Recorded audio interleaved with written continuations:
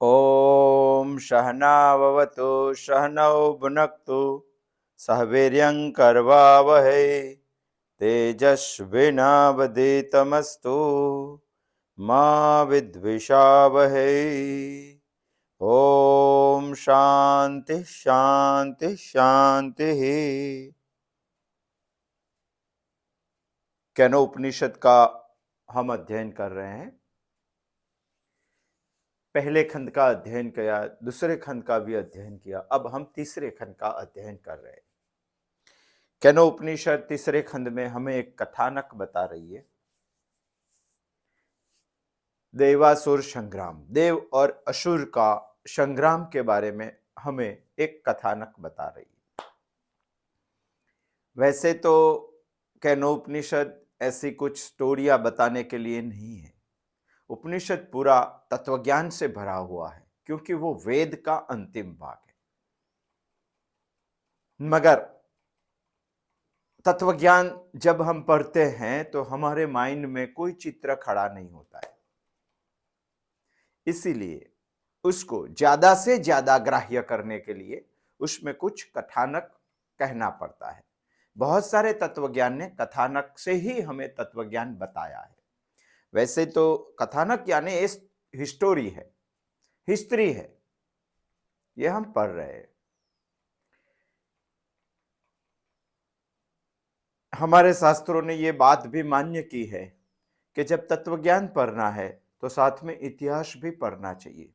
पुरान काल में गुरुकुलों में दो ही विषय ज्यादा पढ़ाया जाता था, एक हिस्ट्री, दूसरा फिलॉसफी। क्योंकि फिलॉसफी ग्राह्य करने के लिए उसको कुछ स्टोरिकल बातें चाहिए, जैसे हमारे माइंड में कोई चित्र खड़ा हो। जो चित्र खड़ा होता है वो बात हम जल्दी ग्राह्य कर लेते हैं। केनोपनिषद का प्रमुख विषय है ब्रह्म ज्ञान।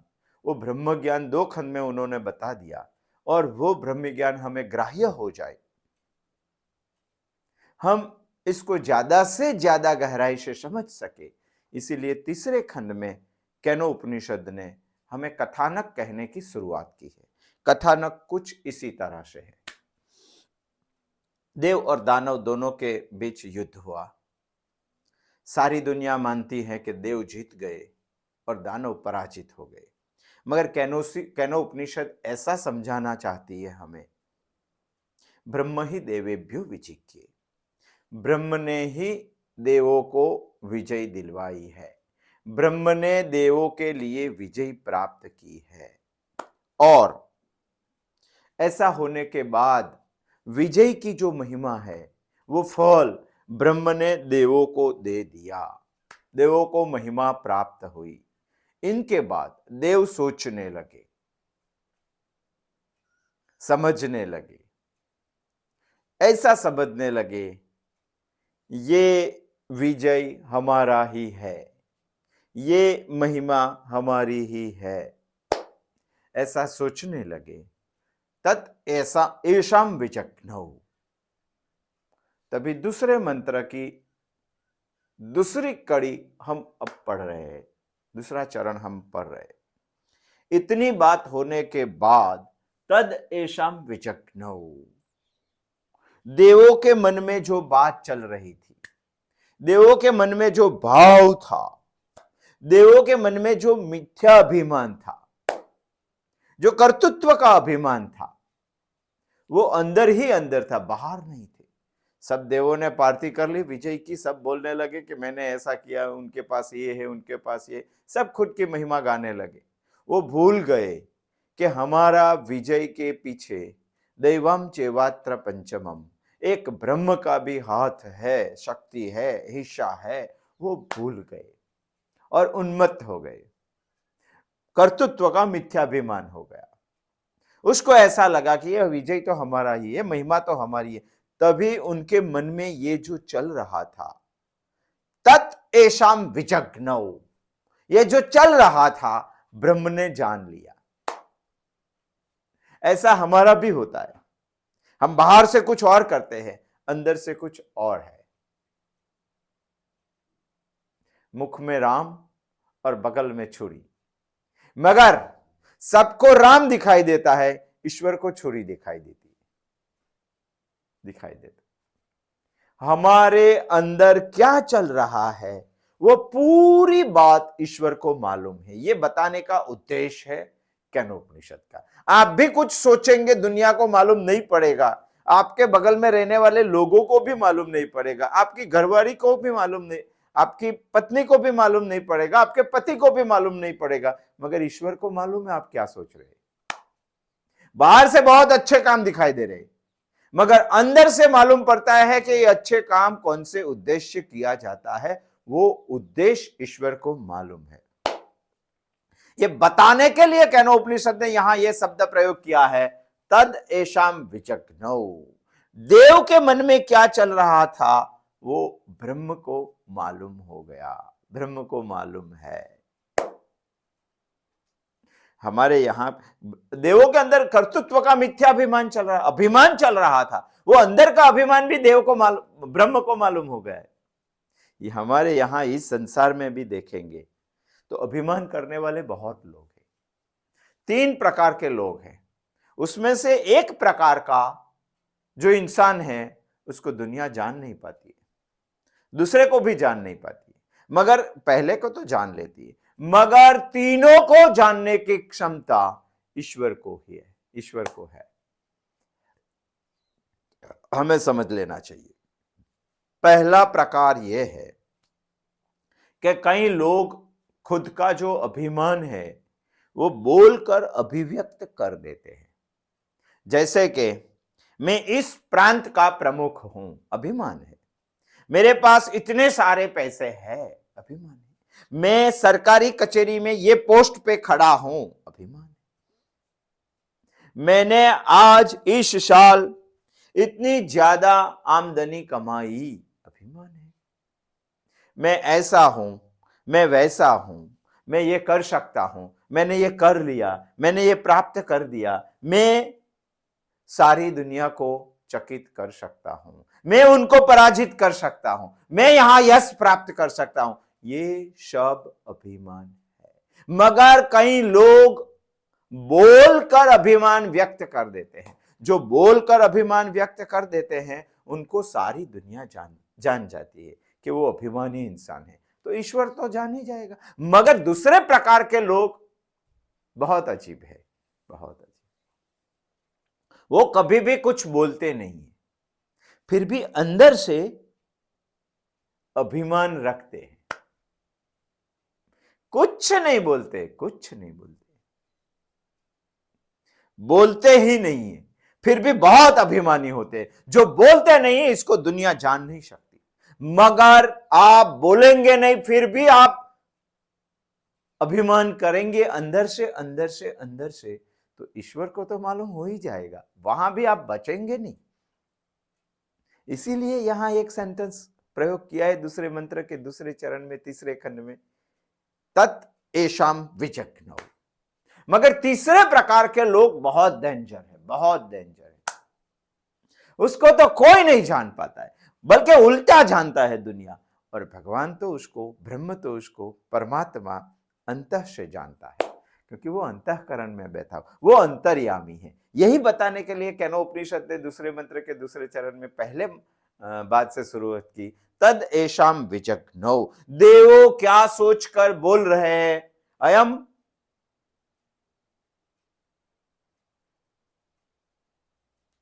हमने ही विजय प्राप्त की है, हमने ही महिमा प्राप्त की है। वो देव कैसा सोचकर बोल रहे हैं ने, वो ब्रह्म उनको अंतः से जानते हैं।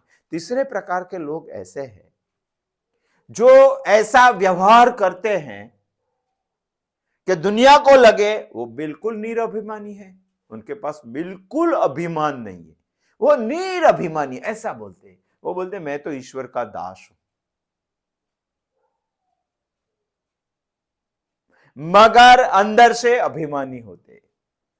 सबका सेठ होता है, बोलता है मैं ईश्वर का दास हूं, ऐसा बोलते हैं। उसका व्यवहार ऐसा होता है कि दुनिया मान देती है इनके पास बिल्कुल भी अभिमान नहीं है, मगर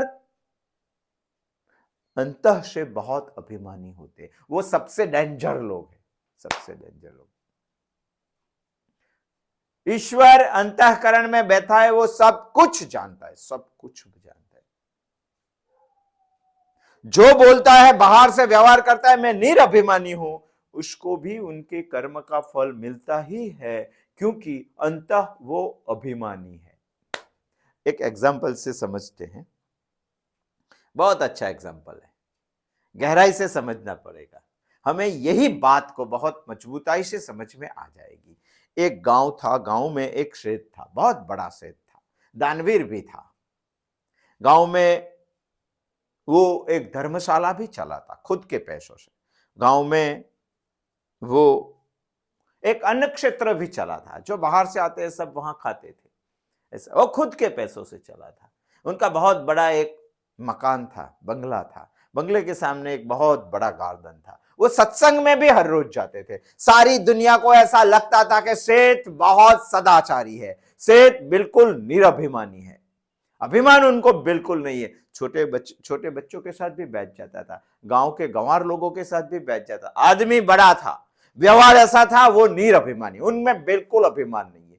गांव के लोग जिस सत्संग में जाते थे, स्वाध्याय में जाते थे, वही सत्संग में वो सेठ भी जाता था, उनके साथ ही बैठ जाता था बिछोने पे। उनको बिल्कुल गर्व नहीं था। हर रोज सेठ की एक आदत थी, उसके पूर्व दिशा में आए हुए बंगले के सामने बैठकर गार्डन के बीच में वो हर रोज गीता का पाठ करता था। करीबन आधे पौने घंटे तक गीता का पाठ हर रोज करता था, 2-3 अध्याय पढ़ लेते थे। रामायण भी पढ़ता था, भागवत भी पढ़ता था। वो सारे आध्यात्मिक पुस्तक उनके बगीचे में बैठकर सुबह में पढ़ लेता था, आधे पौने घंटे। रास्ते उनके बंगले के बगल से जाने वाले रास्ते के लोग सोचते थे, सेठ बहुत आध्यात्मिक है, बहुत धार्मिक है, बिल्कुल निरभिमानी है, और व्यवहार भी उसका ऐसा था। एक दिन हुआ ऐसा कि गाय का बछड़ा एक छोटा सा उसके गार्डन में घुस गया, बगीचे में घुस गया। तभी सेठ ने अपने पढ़ते हुए पुस्तक को साइड में रख के अपनी चेयर से खड़े होके वो बछड़े को बड़े प्रेम से गार्डन से बाहर निकाला। उसको ऐसा लगता था कि वो गार्डन बिगाड़ देगा। फिर आके गीता पढ़ने बैठ गई। थोड़ी देर लगी, फिर बछड़ा आ गया। उनको गार्डन का घास बहुत मीठा लगा, तो सेठ ने फिर से प्रेम के उठ के, क्योंकि वो सोचता था कि सब में ईश्वर है, सत्संग में जाता था, निरभिमानी था, व्यवहार बहुत अच्छा था, तो फिर से प्रेम से उनको बाहर निकाला, दरवाजा बंद कर दिया। तीसरी बार आया, तीसरी बार भी प्रेम से बाहर निकाला, मगर बछड़ा कहीं से भी गार्डन में आ जाता था। चौथी बार आ गया, गाय की बछड़ी थी। जब चौथी बार आई तो सेठ को थोड़ा गुस्सा आया, पुस्तक साइड में रखा, एक लकड़े का धोखा हाथ में लिया और लेकर आहिस्ता बछड़े को मार दिया बाहर, क्योंकि बार बार आता था प्रेम से, वो समझता नहीं था। तो धोखा कुछ उसको उसी जगह पे लग गया, तुरंत ही बछड़ा गिर गया और मर गया सेठ के बगीचे में। गांव लोगों को मालूम पड़ा, सभी गांव लोग इकट्ठे हो गए। इकट्ठे होकर सेठ के ऊपर गौ हत्या का पाप लगाने लगे। तभी सेठ ने बताया, अरे भाई, हम सब तो साथ में सत्संग में जाते थे, और ईश्वर ने तो बताया कि इस दुनिया में सब अपने अपने कर्म के फल भुगतने के लिए आते हैं। ये बछड़ा का भी आयुष्य खत्म हो गया और ईश्वर ने ले लिया, उसमें मैं क्या करूं। और गांव से आने वाले लोग भी सेठ की इतनी बात सुन के समझ गए और कुछ नहीं किया, क्योंकि सत्संग में साथ में जाना था और सेठ की तो बार बार उनको जरूरत पड़ती थी, इसलिए समझ गए। हम समझ रहे तत् एषाम विजग्नौ, तीसरे खंड के दूसरे मंत्र के दूसरे चरण के प्रथम बात, तत् एषाम विजग्नौ। तभी लोग चले गए, सेठ फिर पढ़ने के लिए बैठ गया, मगर ये कर्म तो हो गया बछड़ा मरने का, फल लेने के लिए सेठ तैयार नहीं है। सेठ बोलते, कर्म जब इनके सामने जाके खड़ा होता है तब सेठ बोल देता है, सर्व कर्ता हर्ता ईश्वर ही है, ये फल भी ईश्वर को दे देना। यानी कर्म सेठ के पास से उठकर नारायण के पास चला गया, ईश्वर के पास चला गया, परमात्मा के सामने जाके खड़ा हो गया। परमात्मा ने कर्म को पूछा कि भाई यहां क्यों आया। तो कर्म ने बताया कि एक सेठ के गार्डन में, बगीचे में एक बछड़ा मर गया है, ये मैं कर्म हूं, इसका फल मैं आपको देने के लिए आया हूं। नारायण ने बोला क्या, मुझे क्यों? ईश्वर ने बोला कि मुझे क्यों? ब्रह्म ने बोला कि मुझे क्यों तू फल देने आया? मैं तो वहां था ही नहीं, मैंने नहीं मारा है बछड़े को। तो कर्म ने बताया कि जिसने मारा है वो एक गार्डन का सेठ है। मैं उनके पास गया तो उन्होंने बोला कि सर्वकर्ता हर्ता इस सृष्टि में ईश्वर है, मैंने नहीं किया है, वो फल ईश्वर को ही देना चाहिए, इसलिए मैं आपके पास आया। ब्रह्म ने सोचा कि तो बहुत गलती हो गई। ब्रह्म ने सोचा कि आप ठहरो, मैं अभी आता हूं। एक भूदेव का रूप लेके ब्रह्म सेठ के गार्डन बगीचे के सामने आ गया। और वैसे तो व्यवहार में बहुत अच्छा था सेठ, और भूदेव को देखकर बुलाया, स्वागत किया, बहुत अच्छी तरह से बातें की। तो भूदेव ने, सेठ ने बताया कि प्रयोजन क्या है, किम तवा प्रयोजन है यहाँ आने का।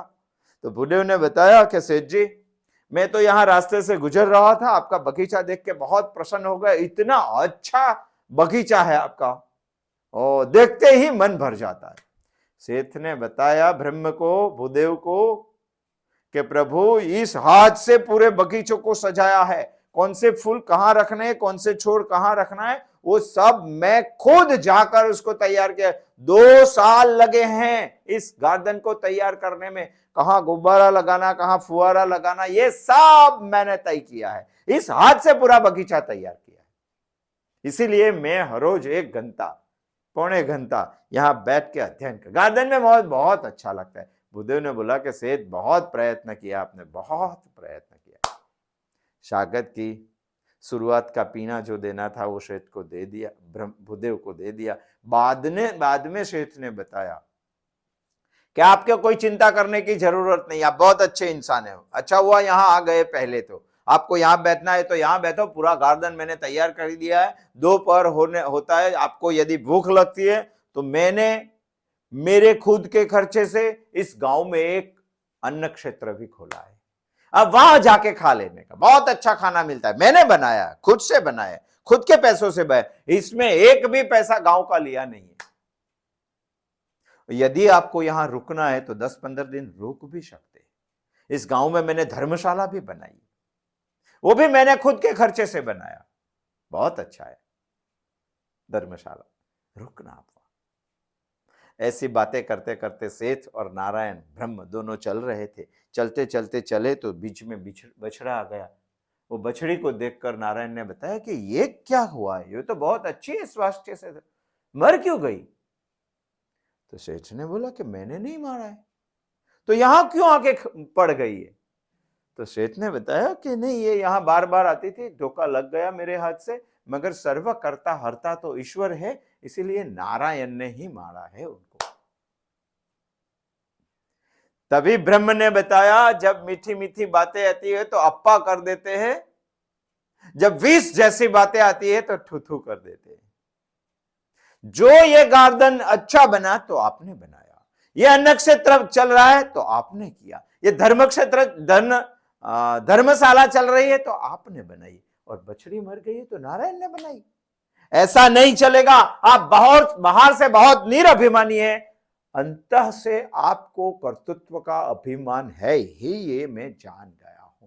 तभी ब्रह्म ने खुद का स्वरूप बता दिया और सेठ को हाथ पकड़ के बता दिया, ये गौ हत्या का फल आपको ही मिलेंगे। ऐसे तीसरे प्रकार के लोग दुनिया में बहुत सारे हैं, और उसमें ही आम आदमी फंस जाता है।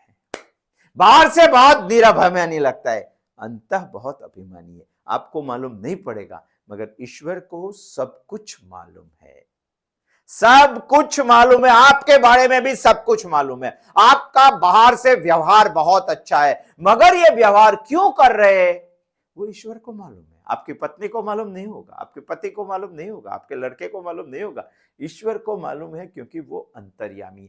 ये बात हमें मजबूताई से बताने के लिए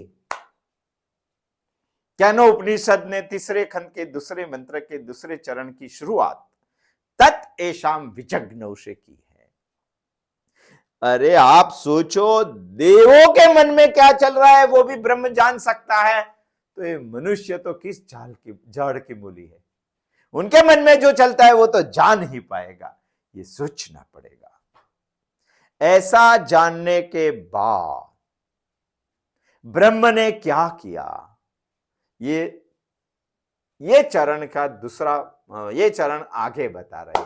तद एषाम विजग्नव तेभ्योः प्रादुर्बभूवः।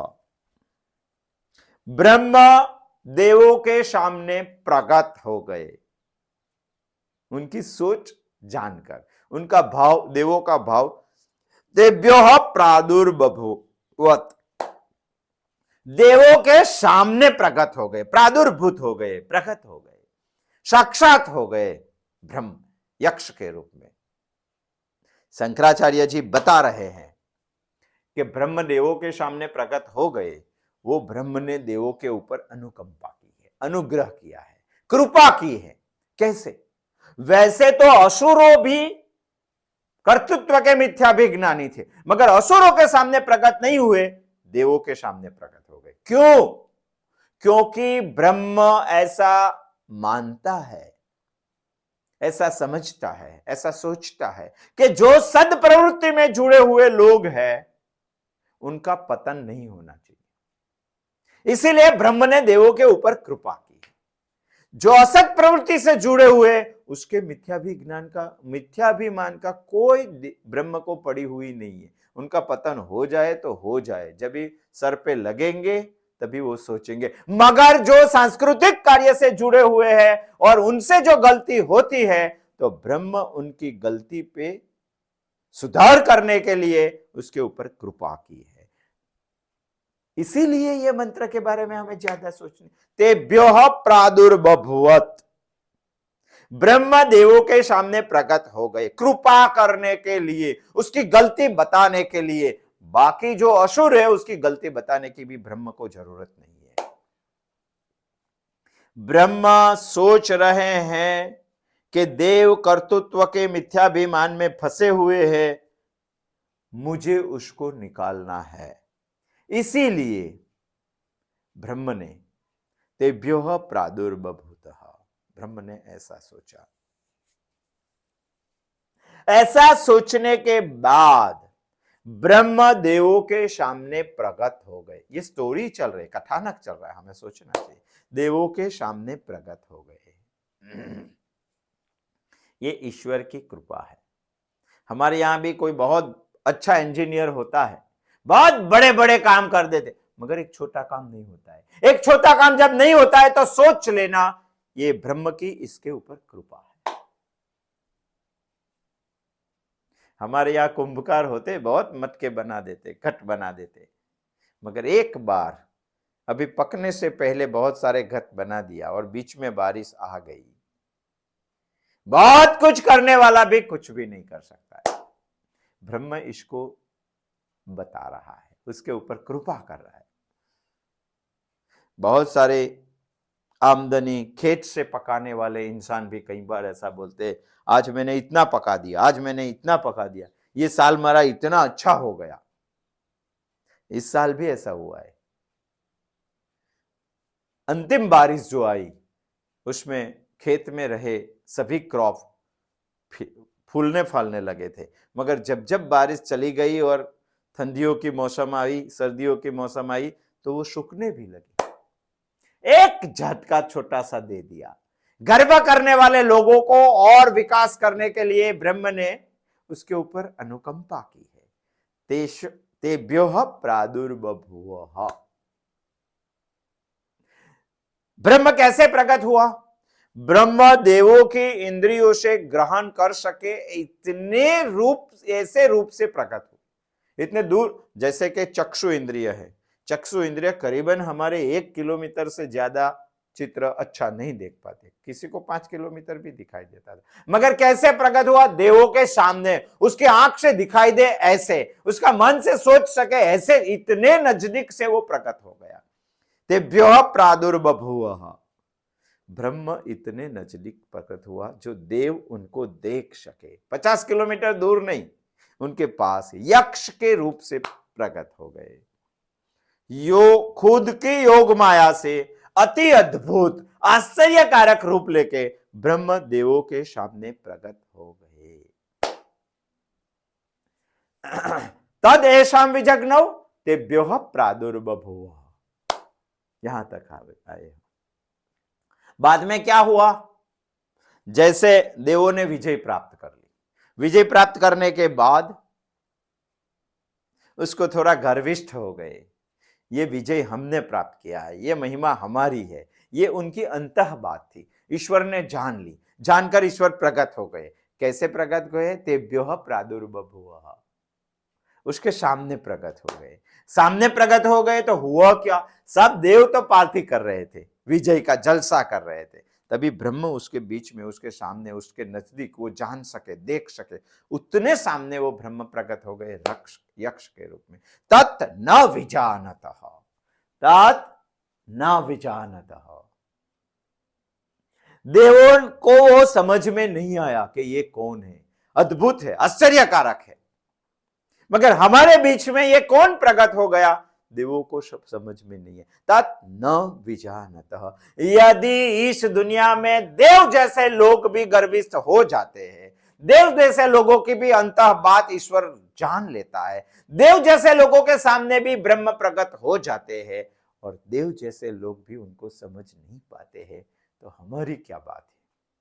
हम तो गर्विष्ठ हो ही जाते हैं, और हम सत्कार्य में लगे हुए हैं तो ईश्वर हमारे सामने भी प्रकट होता है, मगर हम भी उसको जान नहीं पाते हैं जैसे देव ने जाना नहीं। ऐसे अद्भुत, आश्चर्यकारक, आश्चर्यकारक है, इसीलिए देव जान नहीं पाते।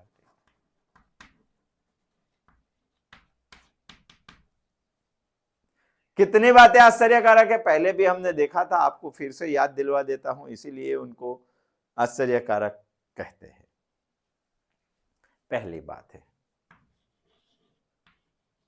जो आकस्मिक है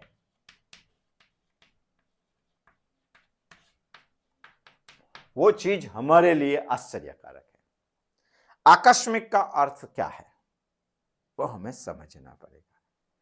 कस्मात् कारणात्, दुनिया में जो भी चीज खड़ी होती है, हमारे सामने आती है, उसका कुछ कारण होता है। कस्मात् कारणात्, कोई भी चीज आती है तो कारण से आती है, मगर कई चीज ऐसी भी आती है अकस्मात् कारणात्, कस्मात् कारणात् नहीं, अकस्मात् कारण, जिसका कोई कारण हमें समझ में नहीं आता है और हमारे सामने आके खड़ी हो जाती है,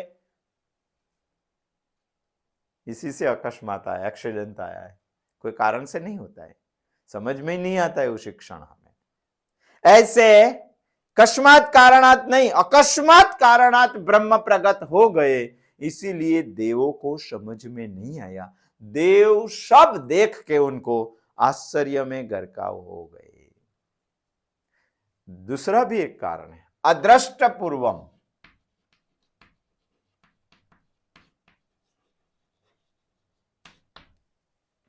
पहले कभी देखा नहीं है, ऐसी बात आपके सामने आ जाए तो आपको आश्चर्य होगा ही। देवों के सामने ब्रह्म इस रूप में प्रकट हुए, यक्ष के रूप में, कि देवों ने कभी भी पहले ऐसे रूप को देखा नहीं था, इसीलिए वो आश्चर्य में आ गए। पहले देखे ऐसी चीज है तो आश्चर्य नहीं होता है, जान पाते हैं। तत् न विजानतः, इसका कारण है वो आश्चर्य में आ गया। आश्चर्य का ये दो कारण है। जैसे कि आम के पेड़ पर, आम्र के पेड़ पर आम तो हर बार लगती ही है, इस बार भी लगेगी, आपको आश्चर्य होगा। मगर आम के पेड़ में एक बबूल का पेड़ है और एक बार बबूल को आम लग गया, ओह आश्चर्यम, अदृष्ट पूर्वम, आपने कभी भी नहीं देखा था और ऐसा देख लिया।